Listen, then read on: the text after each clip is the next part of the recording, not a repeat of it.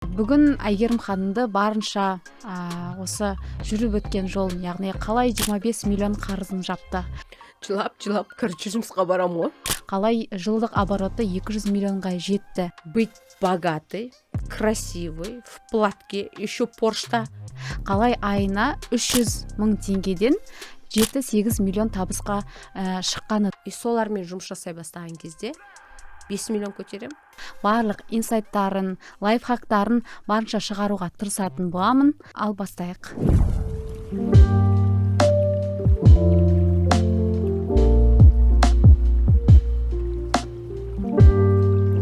Әйгерім ханым, сразу неудобный вопростан бастайық, сұрақтан.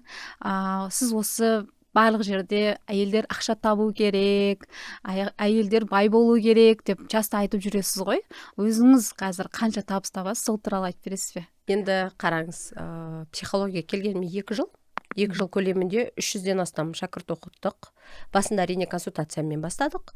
Қазіргі таңда жай былай налегке деп айтамыз ғой, налегке табатын болатын болсақ 7-8 миллион стабильно айына. Одан соң 200 миллион өткен жылы, 2024 жылы оборотқа шықтық. Одан қалса 2 машина алдым салоннан, альхамдулиллах, осы психологияның арқасында деп айтайын. Одан қалса 3 бөлмелі квартира, яғни оны айта берсек, активтер өте былай ақша жағынан, болмаса басқа жағынан болатын болса, именно неге акцент қойып жатырық, сол нәрселер болып жатыр қазір. И қазіргі таңда психологтарды оқытумен және психологтарды масштабқа шығарумен айналысамын. Сіз өзіңіз мұғалім болдым деп айтқансыз, 300 мың теңге зарплата аламын дейтін едіңіз. Сондай бір дно состояниясына да түскем дегенсіз, сол туралы толығырақ айтып бересіз ба? Мектепте, Назарбаев мектебінде жұмыс жасап жүрдім, куратор болып жұмыс жасап жүрдім. Сол кезде 300 мың теңге зарплата алатынмын. И ол жерде кураторлардың үстіне қарайтын старший куратор деген болатын. Әрине адам басына власть берген кезде не істейміз? Бірден мінезім шығады, тиранбыз шығады, осы уақытқа дейін доказать, показать, осы бір властьқа жете алмай жүрген сияқты болып. Яғни сол кезде басталды. Шын керек, неше ай, бір 6 айдай ма мен старший куратор болдым. Бүкіл тирандығымды коллективіме көрсетіп, коллективім үстімнен ар жазып орнынан алып тастаған кезі болған. Мен оған дейін жоғары лауазымда болдым да, бірақ жұмыстан шықтым. Шыны керек, саудамен де айналыстым, сумка саттым, джемма саттым, сетевой маркетингпен айналыстым, Dyson саттым, Турцияға барып келіп жаңағы бір заттар әкеп көйлектер саттым. И осы кезде ойладым былай, 30 жасқа дейін бір нәрсені ұстап қалу керек адам. Бір бай болып алу керек, бір нәрсені доказать ету керек, өйту керек, бүйту керек деген сияқты. Шыны керек, өзімнің ойымда бір бизнес құрдым ғой. Бизнес құрдым. Қалай? Неге қарадым мен? Өзімнің инструменттеріме қарадым. Қолымнан не келеді? Мен білім саласында жұмыс жасадым ба? Білім саласында баламен жұмыс жасауды білем ба? Баламен жұмыс жасауды білем. Күйеуімде мектепте директор, ол да ентіға дайындайтын мұғалімдері бар, өзі бар, жүргізуді білет. И ойладым ішімнен, точно мына бизнес күшті жүріп кетеді деп. И сөйтіп қалтамызда ақша жоқ. Ойладым, папамыздан 2 миллионға қарыз алсақ, сол қарызды, сол ақшамен бір кішкентай болса да ілініп кетеміз деп ше. Шыны керек, жоқ, ондай ештеңесі болған жоқ. Наоборот, менің күйеуімді мектеп жұмыстан шығыңыз деп болған не айтты? Өйткені конфликт интересов деп айтты. Олар да ентіға дайындайды, біз де ентіға дайындаймыз ғой. Конфликт интересов деп ол кісінің жұмыстан шығарып жібереді. Мен оның ақшасына, зарплатасына надеялась негізінде. Хотя бы үйдегі базаны жауып тұрады. Ана жақта әйтеуір бір нәрсе жұмысты жасаймыз деп. Сөйтіп ол жұмыссыз, мен де жұмыссыз. Ой, енді басталды ғой. Қандай состояниеде болдыңыз сол жерде? Басында білінген жоқ, ештеңе білінген жоқ. Вроде бы сен анау эйфорияда жүресің, бизнес, сенде жұмысқа келесің. Ішінде күш бүйтіп движить етіп жатыр, давай, енді көрсетеміз, енді ілініп кетеміз деп өзімізді алдап жүрдік. 2 ай дегенде ақшамыз бітті біздің бизнесқа салған. Одан кейін тағы қарыз алдық. Қанша қарыз алдыңыздар? Тағы бір 2,5 миллиондай қарыз алдық. Енді аренда төлеуіміз керек, мұғалімдерге зарплата беру керек. новый салоннан алған 1 жыл болмаған машинамызды саттық. Орнына 93 жылғы Honda. Я ненавижу Honda. Менің өмірімде 2 машина ненавижу. Это Highlander и Honda. Новыйын алып берсе де мен мінбеймін. Прям до такой степени травма қалдырған. Это вообще ужас. Бір жақсы машинада жүріп, сразу ескі машинаға сізге Я қатты ауыр. ойлаймын, сізде Elantra Иә. 21-22 жылғы ма, 22 ма? И сен тұрасың да 93 жылғы неге отырасың ғой? Hondaға. Ол оталады. Оталса тоқтамайды, тоқтаса оталмайды ол. Қалай жүрдіңіз оны? Өзімді опять алдадым, шыны керек. Осы моментте өтіп кетейік. Шыда. Это пройдет деп. Но біз түсіндік, что келіп атқан бала саны аз. Біз тек қана мұғалімдерге ғана зарплата төлей аламыз. Біз 1 миллион теңге аренда төлей алмадық. Бизнес убытыққа кетті. Иә, минуста жүрдік біз. Сосын ең соңғы бұл потолок, сол машинамызды сатқаннан кейін біз түсіндік, что бізде больше ақша жоқ. Сонда дәл осы кезде общий қанша сумма қарыздарыңыз болды? Осы кезде жаңағы 25 миллионның қарызы келді ғой біз басымызға. Не бар оның ішінде? Иә, өткен сен машинаңды саттың. Сатқан мен полный барлығын жаптым. Ол бизнесті шыны керек сүйреп май айына дейін бітірдік қой. Қанша ай сонда жұмыс жасады? 9 айдай жұмыс жасады ол. 9 ай. Бірақ минуста, иә, полностью 9 ай полностью минуста. Біз арендамызды төлей алмадық, одан да төмендеу жерге көшіп бардық. Біз төмендеу жерге көшіп барғаннан кейін бізден балалар кет қалды.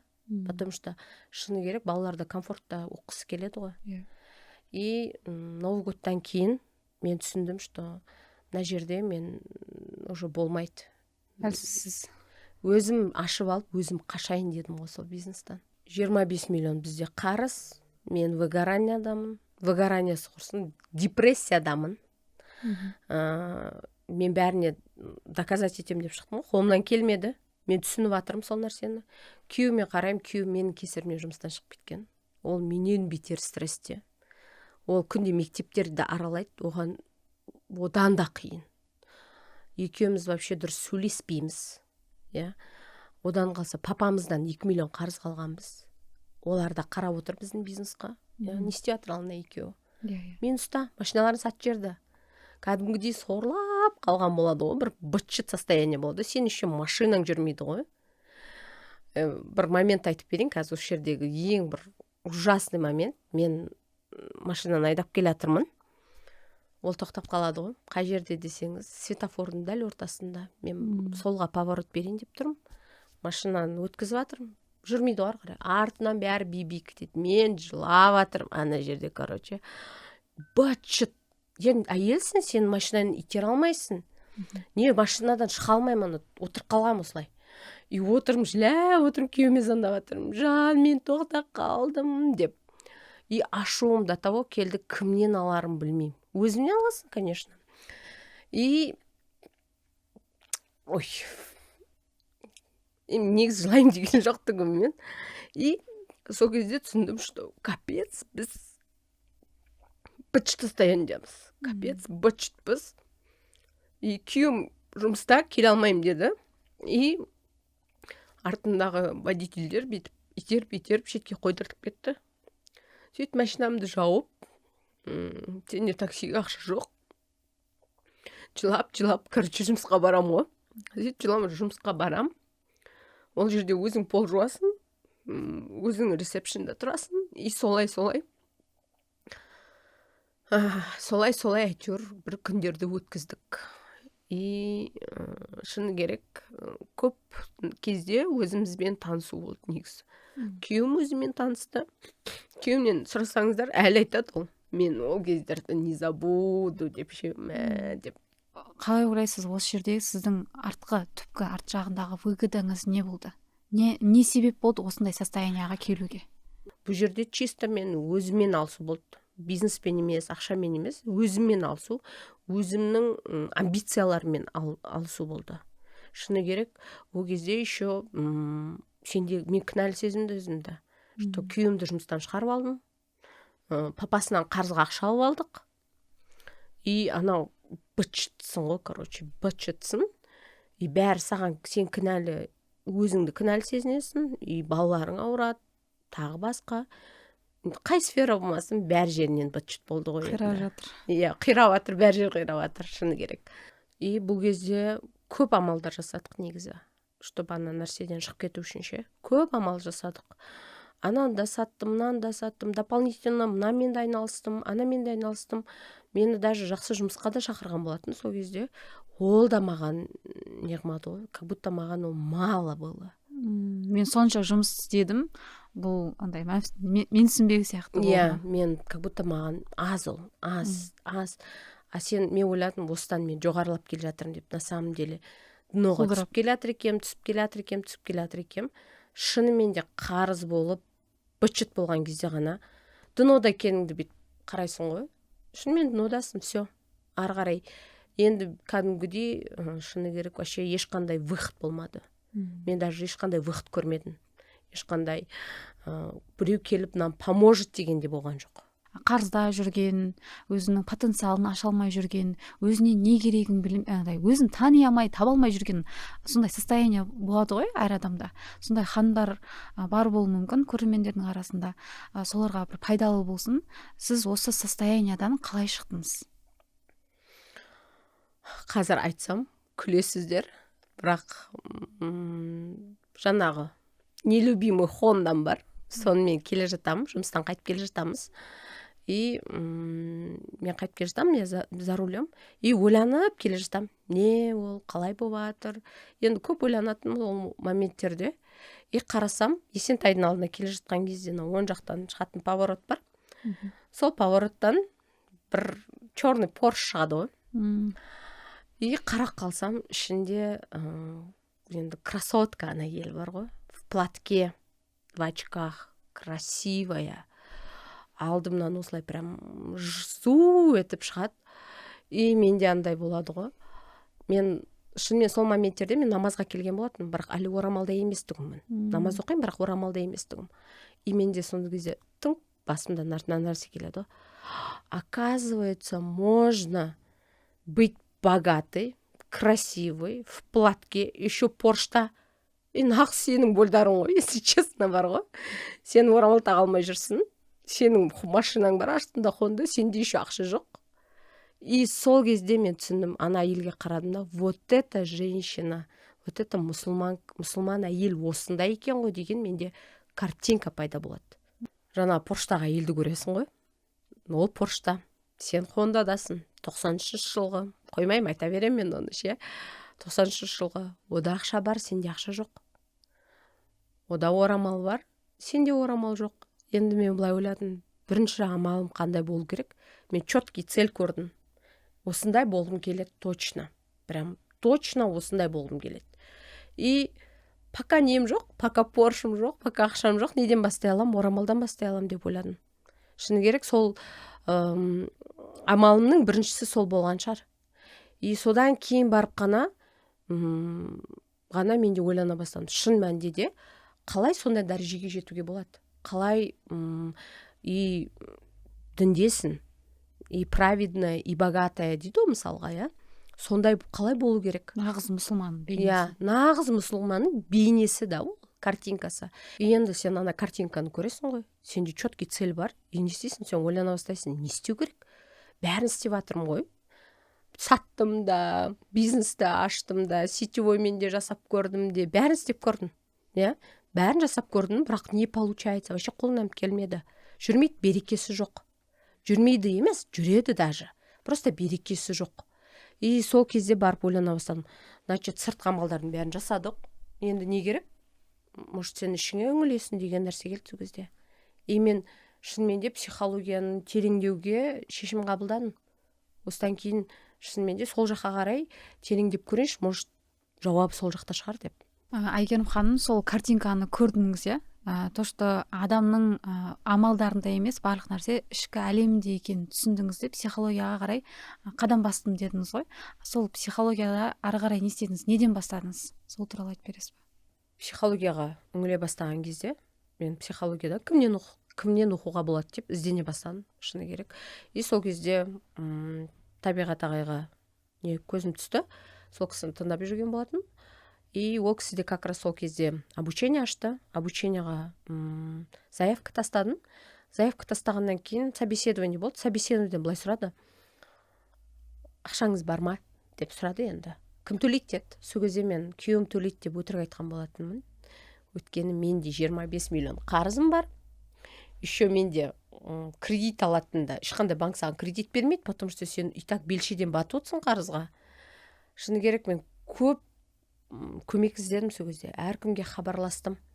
И сол кезде подругам маған 400 мың теңге қарызға кредит алып берген. Мен даже ойлаған жоқпын ол кезде қалай жабамын оны. Қалай вообще қайтарам ол қарыздарды. Не істеймін? Мен только түсіндім, что мына нәрсеге ілініп алу керек. Мына нәрсеге ілінбесем болды. Бағана айттым ғой, днода жатсың қап-қараңғы. И сен де жалғыз нәрсе түсіндің, сен что ол жерде психология шықты. И мініп алу керек болды. Шыны керек, қарызға болса да 400 мың теңге подругамнан қарыз алдым. Жеңгемнен 200 мың теңге қарыз алдым. И 100 мың теңгені әйтеуір бір нәрсе тауып төлеп обучениеға кірдім. И не берді ол обучение? Шыны керек, не берді десе, өзіммен танысуды берді. Жақсы трансформациялар берді. Мен өмірімдегі болып жатқан жағдайларға жауаптар тапа бастадым.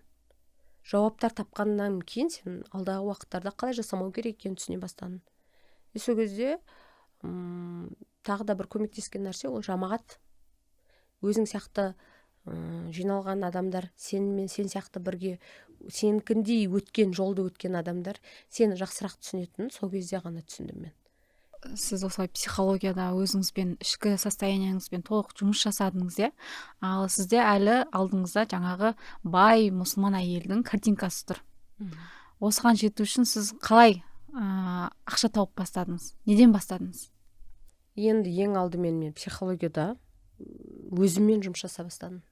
Өзімді бір өзімді бір емдеумен бастадым деп айтсам болады. Жауаптар таба бастадым.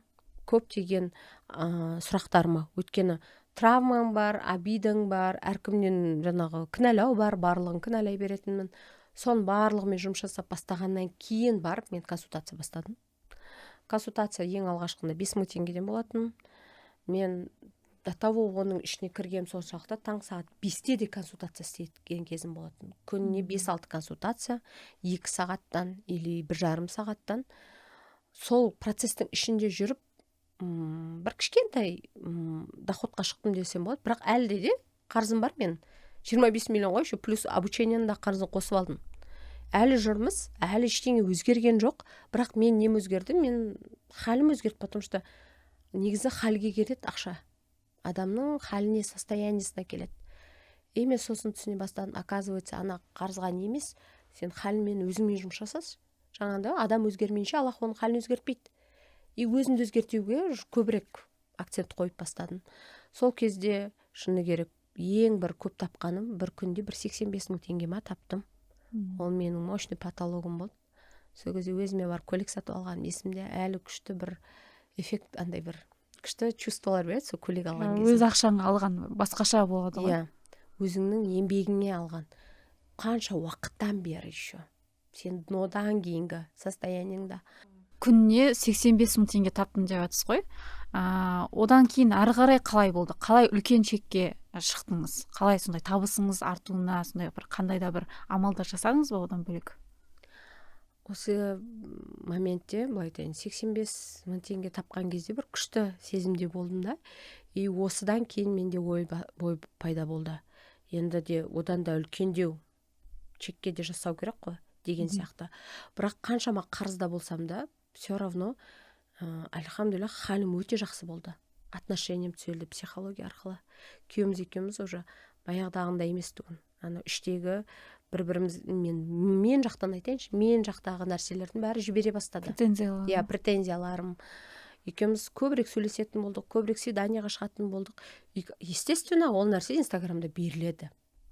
И осы обучение оқығаннан кейін, наставничество оқыдым, 1 миллион теңгеге білімді жүйеледік, сату жағын түсіндіріп берді, білімді жүйелеп берді, бір продукт шығардық. психологияны түсіну, жаңағы базовый ниеттен дегеннен бастап.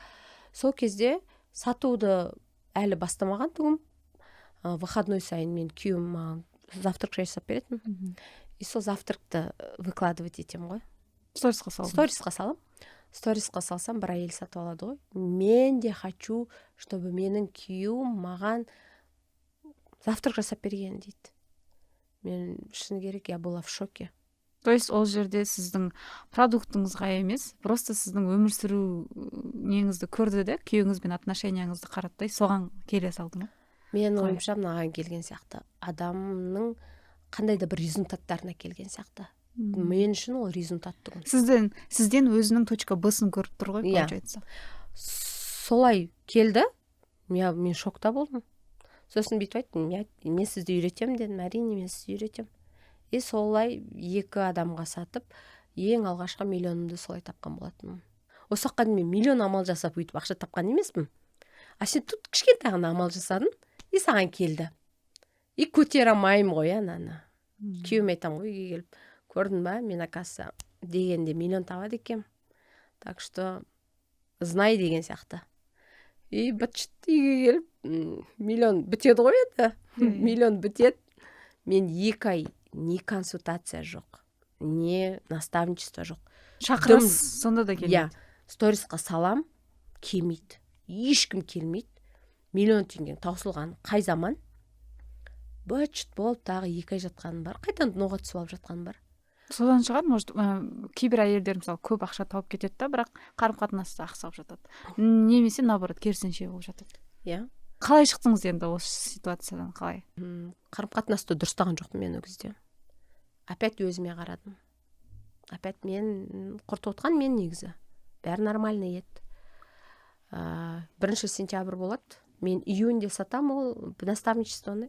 Июль-август мен ештеңе жасамайын. 1 сентябрь болады. 1 сентябрьда жамағатымызбен кездесеміз. Біз жамағатпен кездесу чисто шапалақ әңгімелер ғой ол жерде. Чисто жаңа проект. Сосын қыздардан айтты, сіз күйеуіңізден отцепиться етіп, енді Құдайға жапсасыз да, жұмысың жасайсың енді.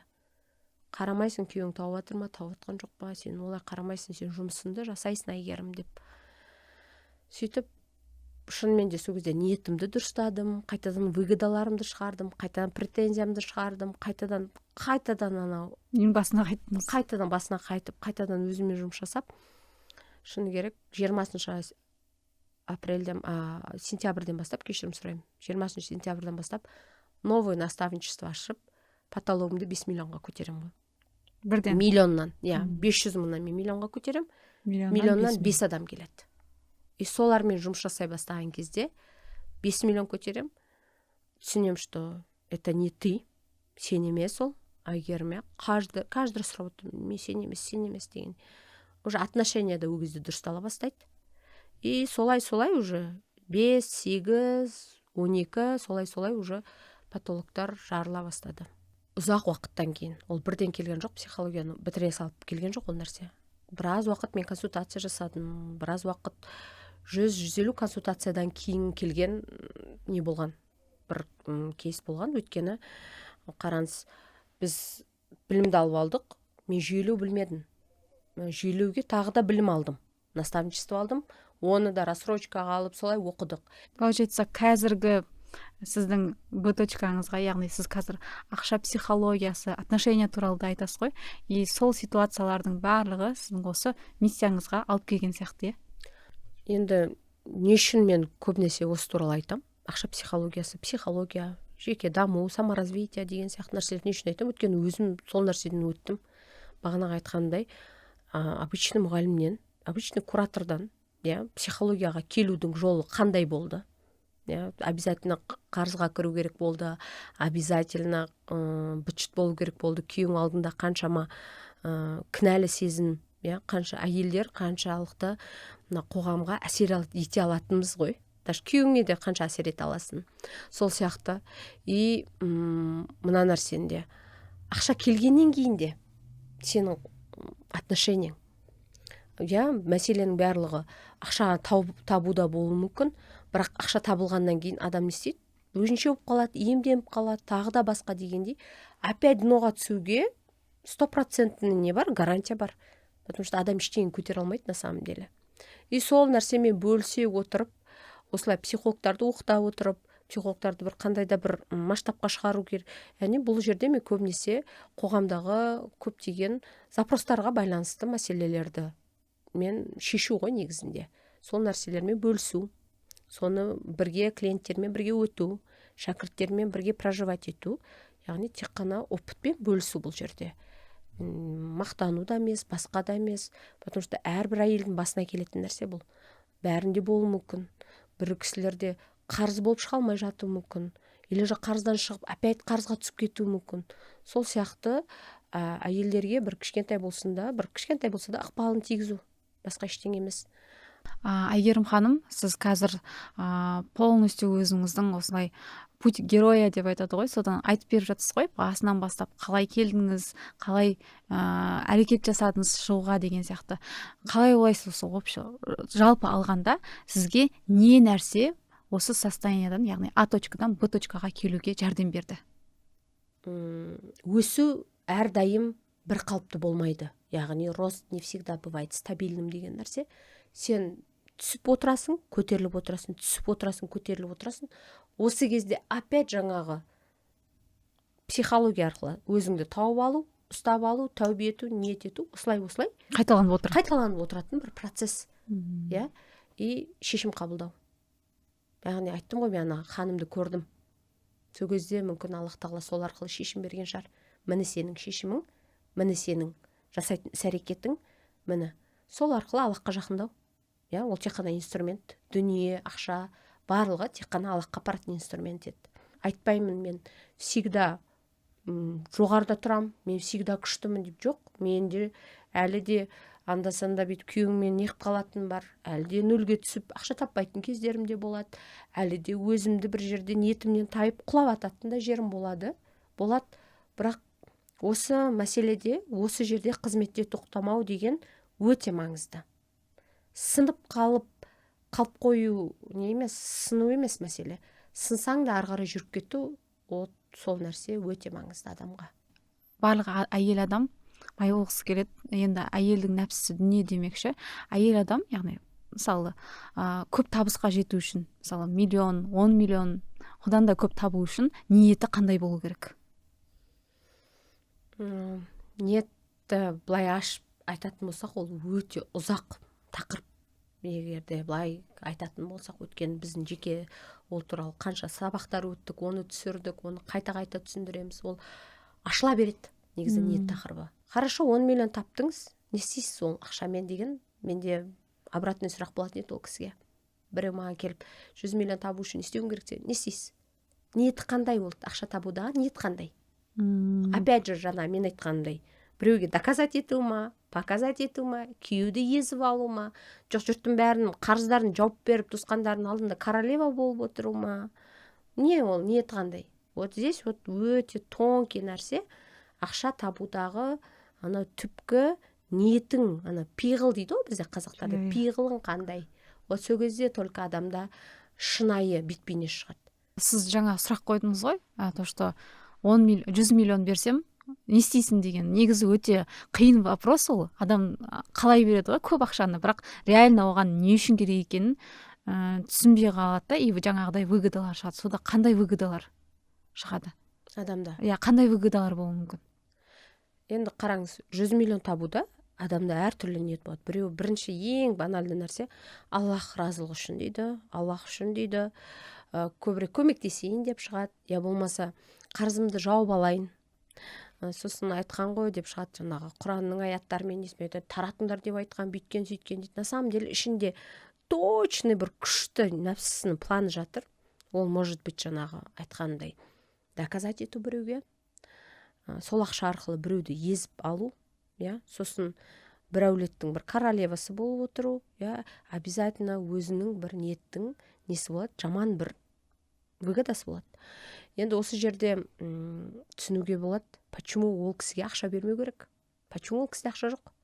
Не үшін ақша жоқ? Потому что ол ақшаны алып алады да, ол не істейді? Басқаларын езеді. өзіне зиян келтіреді. иә, өзіне зиян келтіретін болсын, ақшасы жоқ. Біз негізі консультацияларда сол нәрсемен жұмыс жасаймыз. Ең бірінші консультацияда мен немен жұмыс жасаймын, ол ниетпен. Обучениеда немен жұмыс жасаймын, ниетпен. Ол үлкен тақырып. Оны аша берсек қазыла береді. Оны даже біз ютубқа сабағында бір кішкентай жағында бір фрагментінде салып қойғанбыз. Адамдар сол кішкентайды көріп те мәссаған деп қаншама нелерін алып жатыр да, инсайттарын. Но біз жеке жұмыс жасағанда, оның прям четко тек қана сол адаммен жұмыс жасағанда, ол оған өте пайдалы болады. Сол кезде соны шығарып аламыз, ниетін, жұмыс жасаймыз, признаваться еткіземіз, тәубе ет деп айтамыз, сосын барып уже амалдарға басамыз. Вот сол кезде уже кішкентай болса да результаттар болады. Түсінікті, Әйгерім ханым. Мысалы ретінде алайық, мысалы ниетімді дұрыстап алдым дейік, и бір үлкен табысқа жеттім, бір патологымды жардым. И сол патологты всегда ұстап тұру мүмкін бе? Стабильно ұстап тұру. Потому что көп жағдайлар болады, эксперттер бір рет патологын жарып алады да, содан қайтадан төменге түседі, сонымен біраз жүріп қалады ше. Соны стабильно ұстап тұратын сондай бір мүмкіндік бар ма? Жаңа айттым ғой, 1 миллион теңге таптым, өзінше болдым, көтере алмадым, күйеуіме келіп не істедім, мә саған миллион теңге, көрдің ба, мен бәрін таба алады екенмін, бүйтсем таба алады екенмін, сөйтсем таба алады екенмін деп өзінше болдым. Сөйттім да 2 ай ештеңе жасаған жоқпын. Жаттым просто. Нағыз опять сол баяғы дноға қайтадан келдім. Осыдан кейін бар жаңағы жамағатымен кездестім. Жамағатпен кездескен кезде не нәрсеге уже басқа выгода шықты. Алдында сенде вообще басқа выгода еді, ақша таппай жүргенің. Осы жол басқа нәрсе шықты. Қандай? Отцепись от мужа. Аллахқа бар. Аллахпен дос бол. Аллахқа барып жаса. Қызметін Аллахқа болсын дегендей. Осы уақытқа дейін, значит, мен 1 миллион теңге тапқан уақытым не болды? Доказать мужу, что я что-то могу деген нәрсе. И шапалағымды алдым жамағаттан. Жақсылап проработкамды өттім. Ниетімді шығардым, тәубемді еттім, қайтадан бастап кеттім. Яғни адамның ішінде өзі солай выгодалар шығып отырады. А оны мен вовремя жасап отыру, ол жұмыс жасап отыру өте маңызды. Ал егер де сіз қалай жасаймыз, мысалы, қараңыз нені жұмыста. Біз өзімізбен жұмыс жасай отырып, келе жатқан патологты көтере алатындай жұмыс жасаймыз. Егер де сіз ақшаңызды көбейткіңіз келсе, значит, өзіңізбен жұмыс жасап, келесі миллиондарды көбейтуге иммунитет жинайсыз кәдімгідей. Дайындаласыз. Вот сол сияқты да ол нәрсе. Яғни өсу ол всегда не болмайды? Стабильный болмайды. Сол үшін адам всегда өзімен жұмыс жасап отыру керек. Енді өзімен жұмыс жасаған кезде мен 5 миллион теңгеге, 1 миллионнан 5 миллион теңгеге потолок пробивать еттім. Ойлаңызшы, 300 мың теңге зарплатада жүрген, одан кейін бытчыт болып жүрген адам 5 миллионға жеткенде. Альхамдулиллах, ол кезде менде уже иммунитет болған сияқты. Менде спокойно болды. Мен уже ол ақша мені бүйтіп штармит еткен жоқ. Миллион штармит етсе, 5 миллион штармит еткен жоқ уже. Мен уже түсіндім, вкусын түсіндім. Ох, вот это. И оның несі, андай таблетка сияқты ол, тәубе деген таблетка сияқты. Ішіп аласында уже келесісіне. Одан кейін 7, 12, 17 деген сияқты уже кете берді. Потому что таппай жатқан кезде сразу выгодаңды шығарып аласың, тәубеңді етесің, ниетіңді дұрыстайсың, амалыңа басасың. Осылай уже жұмыс жасап отырып, адам финансовый потолокты жара алады. Осы көп эксперттерде мынандай ситуация болады да, осындай жұмыс жасау барысында выгорать етіп кетеді. Бір жасағысы келеді, амалын жасайды, барынша қолынан келгенін жасайды, бірақ бәрібір состояниясы кетіп қалады да, и выгоранияға кетіп қалады. Осы выгоранияға кетпеу үшін не істеу керек? Выгоранияға кетпеу үшін өзіне материальный, нәпсіге ұнайтын бір цель қою керек. Бұл менің техникам деп айтайыншы, өзіме қолданатын техникам. Ол техника арқылы, альхамдулиллах, Аллах тағала біраз жерге дейін жеткізді десем болады. Өйткені любой істі жасайтын кезде бірінші нәпсіге сату деген мәселесі бар. Психологияда өзі сондай нәрсе бар. Нәпсі түсіну керек, не жұмыс жасайын деп жатқанын, қайда бара жатқанын, точкасын түсіну керек. Ал нәпсі бізде әйелдерде материальны болғандықтан мен алдын ала бір нәрсені целге қоям. Басында 5 мың теңгелік консультация кезде ол кофе еді. Сосын ол өсе бастады. Конечный итогында ол уже машина деді. На машинаны алмасақ, жұмыс жасамаймын деді. Сосын мен күйеуім алмайсың деп айтқан. Осы жерде бір өзімнің неммен бөлісіп кетейін. Күйеуім маған бірінші өзімнің жеке машинамды алатын кезде, зачем, давай қаржы жабайық деп айтқан маған. Давай қаржы жабайық, не үшін сен машина алайын деп жатсың өзіңе деп. Сол кезде мен нәпсім бушавать етіп, мен қырылып, бәрібір оған ештеңе түсіндіре алмадым, түсіндім. Потом барып айттым күйеуіме, жан, сен мені білесің. Мен осы уақытқа дейін кофеге жұмыс жасадым, телефонға жұмыс жасадым, айпадқа жұмыс жасадым, я. Енді мен нәпсім хочет машину. Оған машина алып берсек, ол 2 есе қылып шығарады сол жұмыста сол нәрсені деп едім. Аллах енді өзі салып қойған шығар жүрегіне, жарайды деді. Шын мәнінде де солай болды. Бірінші алғашқы жеке машинамды алғаннан кейін патологым менің 17 миллионнан неған түгін, асқан түгін. Өйткені оған өзінің қалағанын берсең, ол күшті инструмент, нафс это күшті инструмент, который сізді успехке жетелейтін. А успехтің артында кім бар? Аллах бар. Негізі сол үшін айтқан ғой. Нафс это тот инструмент, который ведет к Аллаху деп. Енді смотря сіз қалай қолданасыз оны. Бүйтіп отырсаңыз, ойбай, нәпсім мен жаман қалай береді, не істейді, ақшадан өліп баратыр. Да өле берсін ақшадан. Главное, сол ақшаға барғаннан кейін Аллахқа барғаны маңызды емес па? Я? Машинаға апардың ба? Ары қарай не істейді ол? Шүкіршілігін айтады, довольный болады, қайтадан тәубесін етеді, я Раббым рахмет дейді да, ары қарай не істейді? Ұшады соған қарай. Ал выгорать етеді қай адамдар, который өзінен қыса береді. Қимайды өзінен. Қыса береді. А дүниені Аллах не үшін жаратты? Құлы сол дүние арқылы өзіне келу үшін. Каждый раз, я Раббым шүкір.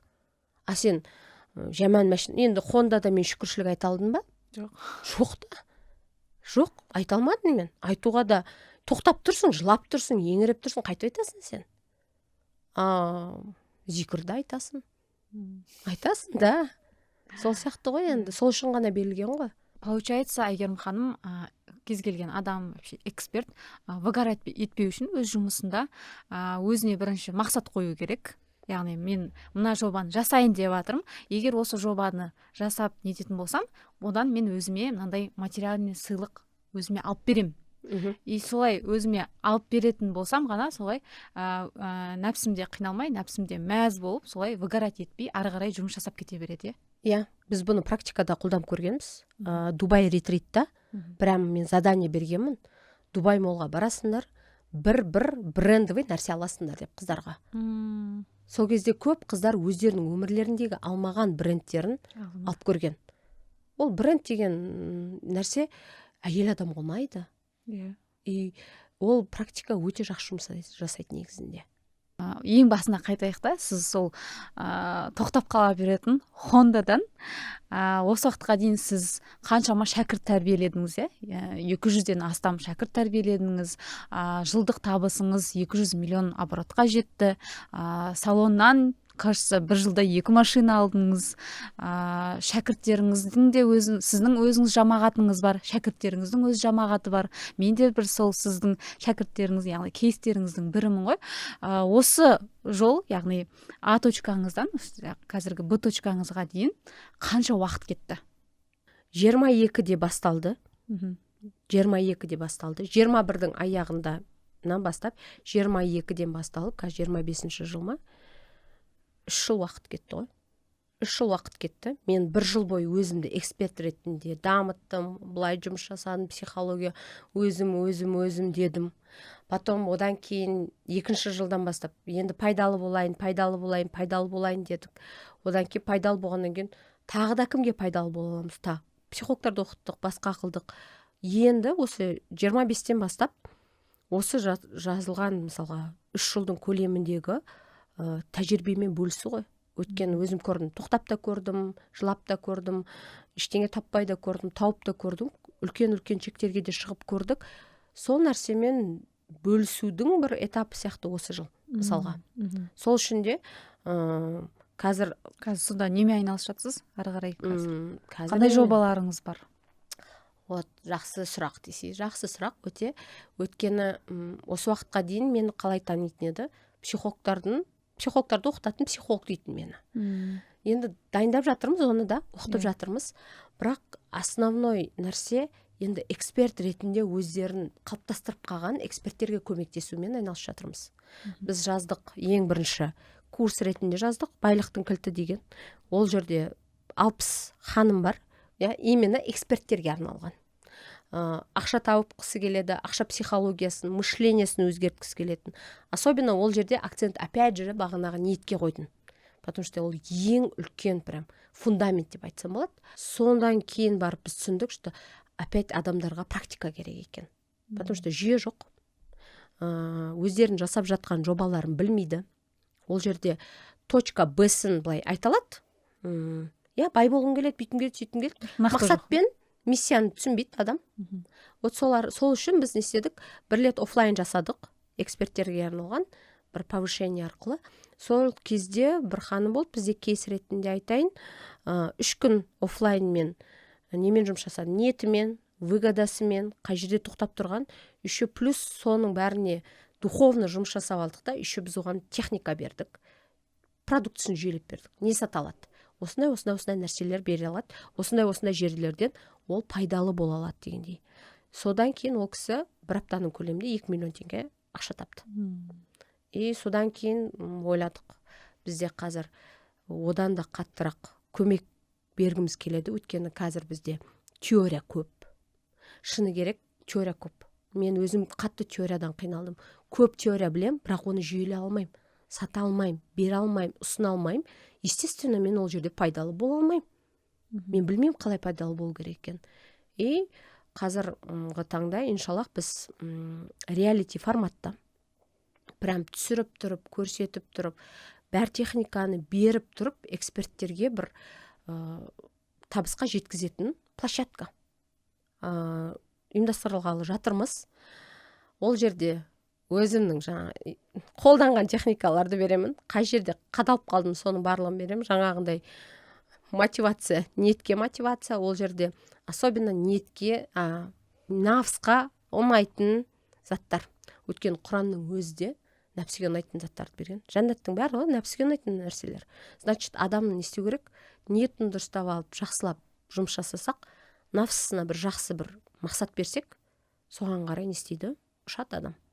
Сонда бұл қалай жұмыс жасайды? Эксперттер келеді, ниеттермен жұмыс жасайды, қорқыныштармен жұмыс жасайды. Ары қарай қалай?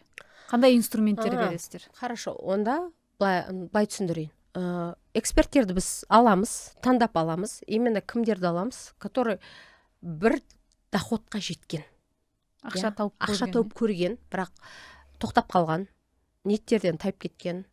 Болмаса финансовый потолктарын ары қарай жаруды үйренген, яғни тура өзімнің жаңа жолымен жүріп келе жатқан ханымдар ғой негізінде. Аламыз. 2 күн бойы психологияны полный, прошлое, барлық травма, ұстап қалған выгодалар, ниеттерін полный шашып беріп жинаймыз, иншаллах. Сонымен жұмыс жасағаннан кейін ары қарай тек қана техникалар береміз. Қалай сату керек? Қалай продукциясын жүйелеу керек, қалай ойындар арқылы бір-бірін жарыстыратын боламыз. Ол өте адамда соперничество сезімі болмаса, ол жетістікке жету қиындау болады. Сондайды қалыптастырамыз. Одан соң мынау контент бойынша нелер береміз. Бұл жерде кім жұмыс жасайды? Контент-мейкер жұмыс жасайды, продюсер, видеографтар жұмыс жасайды. Керек болатын болса, рилстарын сол жерде түсіріп береді. Яғни ойлаңызшы, бір эксперт келеді, полный бір соғысқа дайындаған ұқсап дайындаймыз ғой. Қолына қылышын береміз, садағын береміз, басына кигізетін кигіземіз, саттырамыз, сол жерде төбесінде тұрамыз. Ол бүйтеді келеді. Мен сатамай жатырмын, не істеуім керек? Мына жерде мынандай выгодам шығып тұр, не істеу керек? Мен не істеймін? Психологически мен көмек берем. Мына жерде сата алмай жатырмын, стористарым дұрыс емес сияқты десе, контент-мейкер жүр, сол кісі жұмыс неғып береді. Мен өзім түсіре алмайтын едім десе, видеограф жұмыс жасайды.